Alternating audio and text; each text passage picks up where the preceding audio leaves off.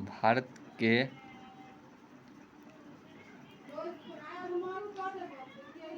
के महान्यायवादी। संविधान के अनुच्छेद 76 के भारत के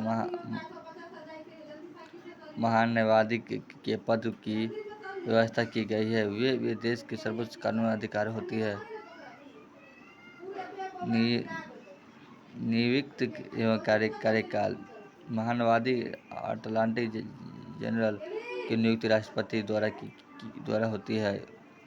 उसमें उन योजनाओं का होना आवश्यक है कि उच्च न्यायालय के किसी न्यायाधीश की नियुक्ति करने के लिए होती है। दूसरे शब्दों में उनके के लिए आवश्यकता कि किसी भी भारत नागरिक को उच्च व्यवस्था न्याय के निर्धारित के रूप में काम करने का 5 वर्ष का अनुभव हो या किसी न्यायिक के फल का 10 वर्ष का अनुभव राष्ट्रपति अनुसार न्यायिक मामलों का योजना व्यक्ति होती है।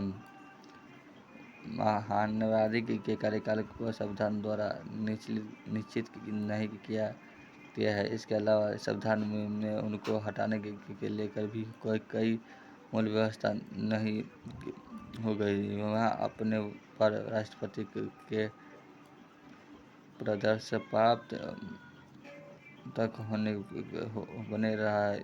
इसका तात्पर्य है कि उसे राष्ट्रपति द्वारा किसी भी समय हटाया जा सकता है। राष्ट्रपति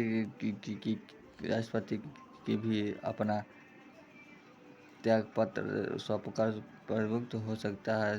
परंपरा है कि जब सरकार मंत्रिपरिषद त्यागपत्र दे देगा तो उसे बदल दिया जाएगा, तो उसे त्यागपत्र को देता है तो उसकी नियुक्ति कर सरकार को सिफारिश से होती है। संविधान के महान्यायवादी का पवित्र या नहीं किया जा सकता है। उसे राष्ट्रपति द्वारा निर्धारित प्राथमिक होता है। कार्यवाही शक्ति न्याय।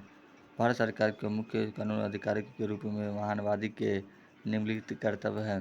भारत सरकार को विधि संविधान के ऐसे विषयों पर सलाह दे राष्ट्रपति द्वारा सौंपे गए हैं। विधिक स्वरूप ऐसे अन्य कार्यों का पालन करे उसे राष्ट्रपति द्वारा सौंपे गए हो। संसदीय या किसी अन्य सौंपी विधि के द्वारा किए गए कल्याण का निर्वहन करना। राष्ट्रपति महान्यायवादी को निम्नलिखित कार्य सौंपा गया था। भारत सरकार द्वारा संविधान मामलों को लेकर उच्चतम न्यायालय में भारत सरकार की ओर सौंपे गए हैं। संविधान के अनुच्छेद 243 के तहत राष्ट्रपति के द्वारा न्यायपालिका में भारत सरकार का प्रतिवाद करना। भारत सरकार के संबंधित किसी भी मामले में उच्चतम न्यायालय के सुनवाई का अधिकार एवं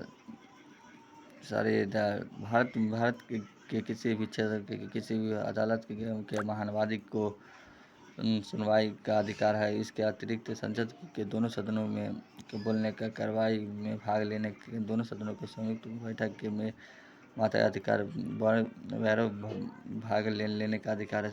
एक सरकार का सदस्य सभी भत्ते का विशेष अधिकार मिलते हैं। महान्यायवादी के निम्नलिखित सीमाएं हैं ताकि इसी कर्तव्य के तहत किसी तरह के संदर्भ या जटिलता न रहे।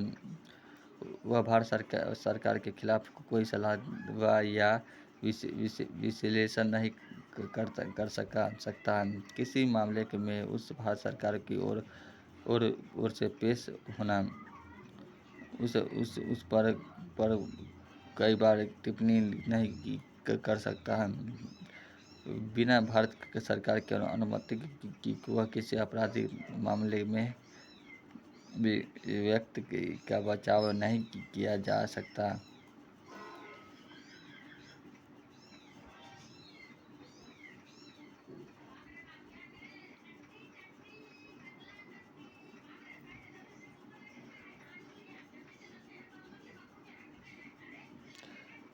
बिना भारत सरकार की अनुमति से वह किसी भी परिषद या कंपनी के निदेशक का प्रदान ग्रहण नहीं कर सका। वह भारत की विधि न्याय मंत्रालय वैधानिक मामले विभाग के माध्यम से इस आशंका का कोई प्रस्ताव या संदर्भ उसे सौंपे नहीं किया जा सकता। वो भारत सरकार के किसी विभाग का सर्वाधिक उपक्रम का वैधिक संगठन क्या लिखा है?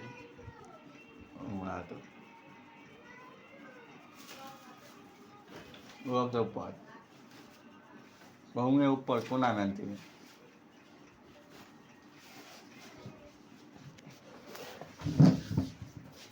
गाना है।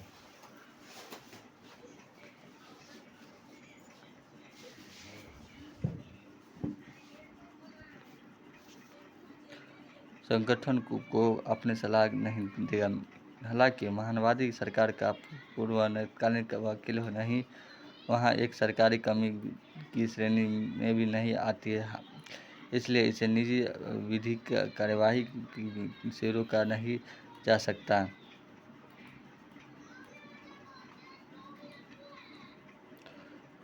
भारत सरकार अधिवक्ता महानवादी के अतिरिक्त भारत सरकार में अन्य कानूनी अधिनियम होते हैं। वे है भारत सरकार के महाधिवक्ता एवं महान आपराधिक। वे महानवादी को उनकी जिम्मेदारी पूरी करने की सहायता करते हैं। यह उल्लेखनीय है कि महानवादी का पद संविधान के निर्मित दूसरे शब्दों में के अनुच्छेद 76 के अधिकतर एवं अपर महाधिवक्ता का उल्लेख नहीं है। महानवादी केंद्रीय कैबिनेट का सदस्य नहीं होता है। सरकार स्तर पर विधायक मामले को देखने के लिए केंद्रीय पृथक विधि मंत्री